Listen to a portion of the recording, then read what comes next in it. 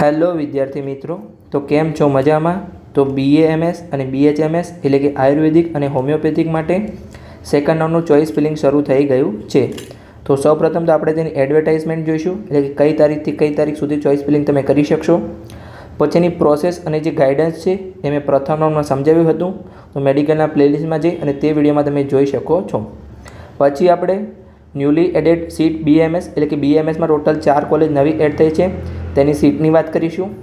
પછી non reported candidate list એ મેં તમને આગલા લેક્ચરમાં બતાવ્યું હતું, છતાં પણ આપણે વાત કરીશું કે કેટલા વિદ્યાર્થીઓએ રિપોર્ટિંગ કર્યું નથી, NRA અને PWD વિદ્યાર્થીની કેટલી સીટ ખાલી છે અને નવી કેટલી સીટ એડ થઈ છે, અને ટોટલ બીજા રાઉન્ડ માટે BHMS અને BAMSમાં કેટલી સીટ ખાલી છે તેની આપણે અંતમાં વાત કરીશું. તો તમે અંત સુધી જોડાયેલા રહો. તો ચલો આપણે PDF પર જઈએ. તેની પહેલાં આપણે નીચે આપેલી થોડી માહિતી વાંચી લઈએ કે ફક્ત ઓલ ઇન્ડિયા કોટાની સીટ માટે કે મેરિટમાં સમાવેશ થયેલા વિદ્યાર્થીઓને ફક્ત બીજા રાઉન્ડ સુધી જ પ્રવેશ આપવામાં આવશે. ત્યારબાદ ખાલી રહેલ ઓલ ઇન્ડિયા કોટાની સીટ ગુજરાત કોટામાં તબદીલ કરવામાં આવશે.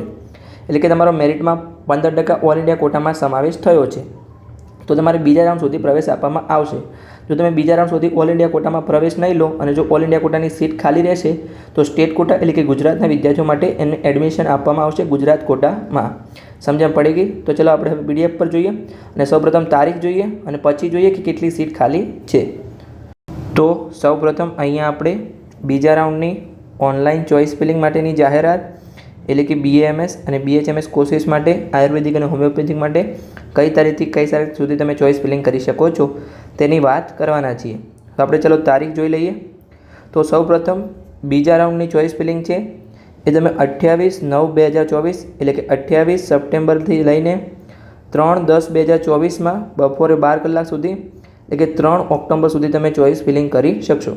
12 વાગ્યા પછી BAMS અને BHMSની બીજા રાઉન્ડની ચોઇસ ફિલિંગ થશે નહીં. પછી ઉમેદવાર દ્વારા ભરેલી ચોઇસ ફિલિંગ જોઈ શકાશે. તો 3 ઓક્ટોબર બપોરે 2 કલાક સુધી તમે ચોઇસ ફિલિંગ જોઈ શકશો. હવે આનું રિઝલ્ટ ક્યારે આવશે?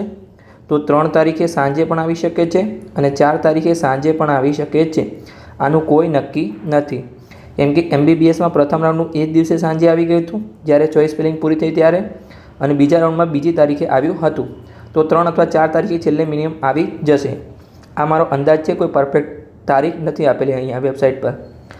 આગળ આપણે જોઈએ પ્રવેશ પ્રક્રિયા વિશે વિગતવાર માહિતી માટે વેબસાઇટ પર ઉપલબ્ધ છે માહિતી. પછી પ્રવેશ સમિતિ દ્વારા અપડેટ કરેલી માહિતી માટે વારંવાર આ વેબસાઇટની મુલાકાત લો. જો તમને વેબસાઇટની વિશે કોઈ માહિતી ના હોય તો તમે આપણી ચેનલને સબસ્ક્રાઈબ કરી શકો છો, એ તમને ડિટેલમાં દરેક માહિતી એડમિશનની સમજાવવામાં આવશે. તો ચલો હવે આપણે જોઈએ કે ટોટલ કેટલી સીટ ખાલી છે અને કેટલી નવી કોલેજ એડ થઈ છે, ક્યાં એડ થઈ છે એની સંપૂર્ણ માહિતી મેળવીએ. તો અહીંયા આપણે જોઈએ તો બીજા રાઉન્ડમાં BAMS એટલે કે આયુર્વેદિકમાં ટોટલ 4 નવી કોલેજ એડ થઈ છે. તો ક્યાં એડ થઈ છે એની આપણે માહિતી મેળવીએ. તો કૃષ્ણા આયુર્વેદિક મેડિકલ કોલેજ વડોદરા, એમાં ટોટલ 48 સીટ છે. તમે તમારી કેટેગરી પ્રમાણે જોઈ શકો છો, અને દરેક 4 કોલેજ સેલ્ફ ફાઇનાન્સ કોલેજ છે.